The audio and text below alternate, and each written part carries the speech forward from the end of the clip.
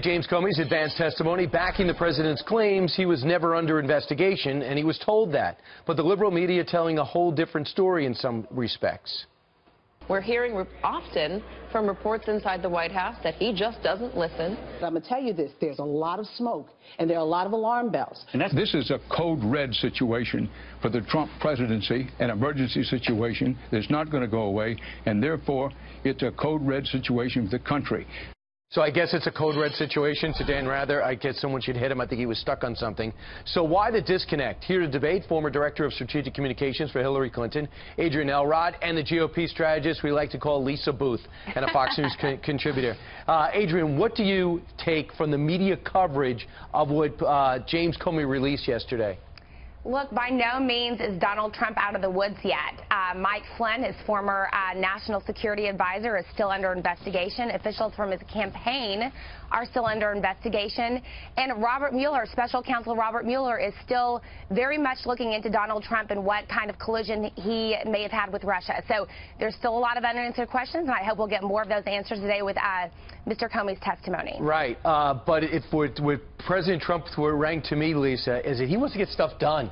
And he really feels as though inside Washington, you guys would know better, there's that cloud holding back his agenda. He said, release me and continue the investigation. Is that what you walked away with?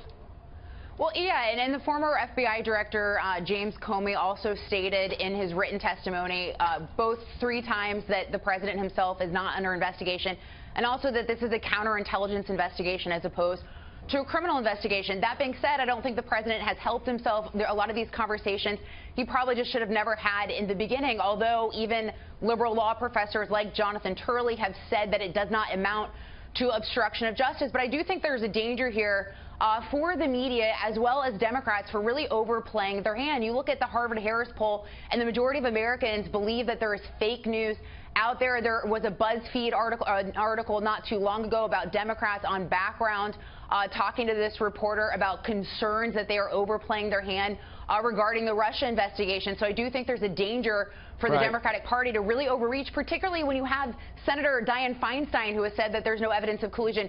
Even someone like Representative Maxine Waters, who has pushed conspiracy theories before, saying on record that there's no evidence of collusion. All right, Adrian, having said that, just to bring up the Jonathan Turley, the quote that stuck with me was, we don't indict or impeach people for being boorish or clueless or simply being Donald Trump. So you're not in legal trouble, but, Mr. President, that you shouldn't have been doing that. Adrian, what do you expect to hear today? If I was to give you an opportunity to ask a couple of questions after reading what Comey said.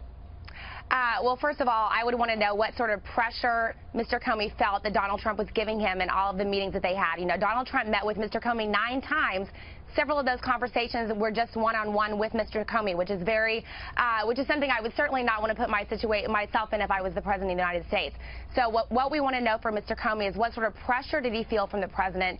Did he feel any pressure tactics that made him feel that he had to do any sort of, had to do anything to influence the investigation in the President's favor? And I can tell by your tone, you're like a lot of Democrats who say, I'm not too pleased with him either. And Lisa, real quick, what would you ask? Yeah, I mean, I'd like to get some clarity over his written testimony, and also I think it was the May's 3rd testimony when he said that he had never felt politically pressured to not investigate or, felt political pressure in this investigation. So I'd like to get some clarity around those comments, and I'd also like to hear from him about some of the leaks that we've been seeing that have undermined our national security as well. Right. Someone was seeing these memos and calling up the New York Times and Washington Post. Man, it's unbelievable. It's like the intelligence agencies on some level have turned on this White House. Adrian Elrod, thanks so much, and thanks so much to Lisa Booth. Great job, guys. Thanks for having me. us.